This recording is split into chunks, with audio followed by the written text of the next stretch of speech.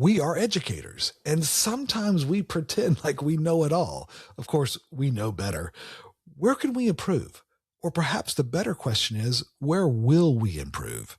Becoming the best version of you. That's our topic on this episode of the Educators Among Us podcast. Welcome to the Educators Among Us podcast, where we share motivational messages and inspiring stories for and about educators. Your host, Scott Barron, is author of the critically acclaimed book, Love 'Em and Lead 'Em, and provides powerful insights and wisdom for those who heed the call to teach, coach, lead, and serve at all levels of education. This is Scott Barron, and I'm honored to be your host for the Educators Among Us podcast. We love to share inspiration, perspective, maybe a little set of tools that would be a prompt and encouragement for those who serve in all levels of education. It doesn't matter whether it's the smaller kids, to those mid-sized kids, to those big kids, even into the adults, right? Which are the bigger kids sometimes. We love to kind of give you some food for thought.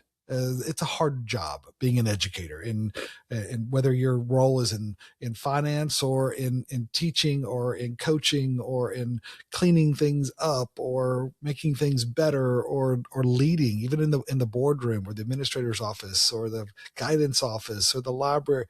Man, there's so many people, right? There's so many people that are part of this journey of being educators. And what a noble calling that is. And we're grateful that you answer that call and that you're a part of the journey and that you're part of this community, right? The Educators Among Us community is growing. We have a chance to be a part of the journey of so many around the world.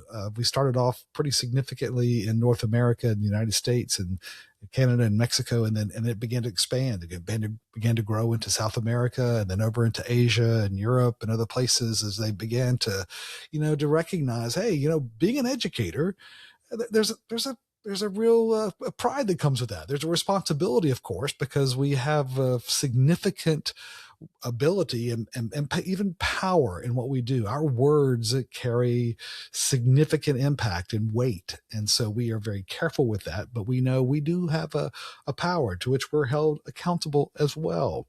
And so what we want to be able to do is find some joy in that journey and really focus on becoming the best version of us. Right? A lot of people, made some commitments. It's the full week of January 2026, and going into this new year, there were many who made some new commitments. They were going to do different things. They were going to have new habits, whether it was their physical development, their spiritual development, their intellectual development. Right? We've all had those opportunities to learn and to grow. And I know that we have, as here at School Growth and Educators Fellowship, we've been looking for opportunities to grow, and particularly in ways to communicate. It's one of the things that as we do surveys and strategic plans and other things for schools, one of the things that gets dinged the most is communication. And so working on better tools and strategies and developing some of those communication skills is a big part of our emphasis for 2026. And we're looking at developing, of course, internally as we grow as an organization, but also for the member schools that we support all across the world. So, it's a journey. The journey to excellence is both personally as well as organizationally. It's all about choices. We've chosen to be reflective and honest. We've chosen to be very intentional about where we need to improve and being open to solutions from a wide variety of sources. It's not always where we think it's going to come from. And so being able to explore and be not only on a journey to excellence, but being on a learning journey. Right? That's the real advantage. It seems that people that recognize that they typically find a way through. They figure out how to solve the problem and achieve their goals. Ralph Waldo Emerson once said, "The only person you are destined to become is the person you decided to be." The only person you are destined to become is the person you decided to be. Life is about choices, and our journey is determined by those choices. Highly effective educators in all roles across the campus are distinctive. They're distinguished by their intentionality in leading and growing themselves. There's a self-reflection. There's a self-development. They understand that self-mastery, that's the key. That's the real key to maximizing our influence and achieving our goals. The inconvenient truth is that we are responsible for us, meaning we can't wait around for someone else to professionally develop us into our next upgrade, the next version of us, right? We're not waiting for somebody. We own it. We're intentionally finding our path forward, and we're not going to just be the chess piece on the board. We're going to be the board. We're going to be very intentional about our growth. And we know that protecting status quo is a proven method to effectively become obsolete, no longer needed. And so as we reflect on this year and our opportunities ahead, what are the things that are in our growth plan? What are we planning to do? How are we planning to grow? Because while there's a lot of things that are outside of our control, we still get to control certain aspects, and particularly our development. And as George Bernard Shaw said once, life isn't about finding yourself. Life isn't about finding yourself. Life is about creating yourself. There's a big attitudinal difference. There's a very different approach to life with that perspective, right? That means we learn to accept. We learn to accept. We accept feedback, for example, as useful information to grow rather than judgment and attack. We accepting means that we're not getting defensive. We're not trying to put up the hand. We put out the hand. We welcome the feedback. We embrace that, particularly from some people. I mean, sometimes there's people who want to give us feedback and maybe not be as useful as others, right? But we know as highly effective educators that ability to listen, that ability to accept, right? That makes a massive difference, especially in accepting feedback. We accept responsibility. We own it by listening, by staying open, by agreeing on the next steps. In other words, we're not just hearing it, we're listening, and we're looking at how we can make adjustments. None of us is perfect. And sometimes that fear around being criticized or around having those weak points called out, it limits our effectiveness. And we have to learn how to accept responsibility. We accept instruction, right? We're learners too. We accept instruction as a wise investment in the future version of us. We're not going to allow ourselves to get caught in a pride and resisting those opportunities to learn and to grow. We ask great questions. We accept instruction. We also accept change. A change in our mindset, change in our attitude. That's part of our journey. It's part of our own journey to excellence. It's knowing how to make adjustments in our mindset and our attitudes. We learn to accept. We embrace teachability because it strengthens our learning and contribution. It strengthens our ability to learn new things, how to do things differently. Even though we've seen some success in the past, we know that there's always some new things and better ways. And so we stay open to that. We embrace that teachability, right? It's how we maximize our contribution. Do not think of yourself more highly than you ought, cautions Romans 12:3. Be careful, but rather think of yourself with sober judgment.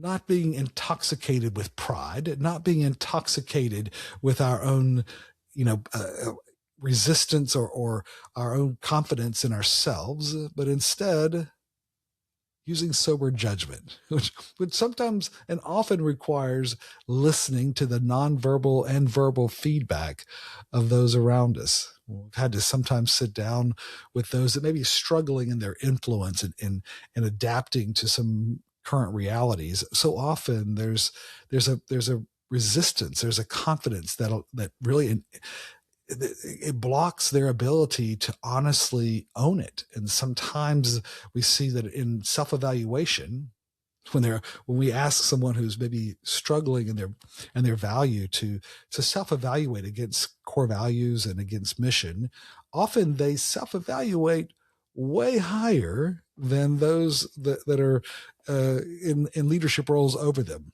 or with them or colleagues, right? Sometimes that self-awareness is lacking. That's what we have to be careful of. We are educators, right? So as educators, we're blessed with so many gifts, but we're smart enough to be humble.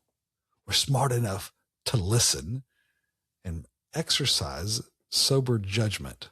You see, a closed mind, blinded by confidence, clings to an illusion of exclusive expertise.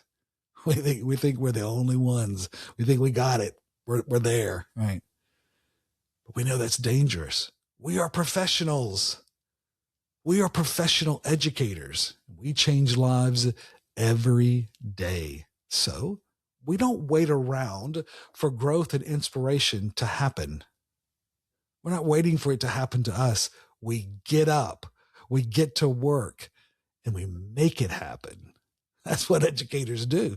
We make it happen. We are wise stewards with the courage to confront ourselves, right?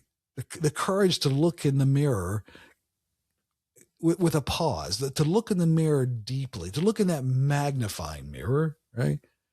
To confront ourselves and prepare for the next stage of life, the next stage of life and leadership, because we know that every educator is a leader.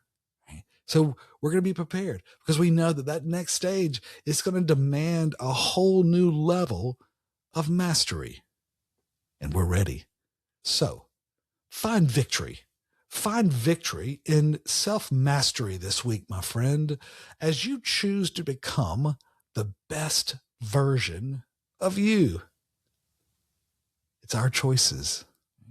New and improved. Maybe we walk around with a label like they put on products that says new and improved.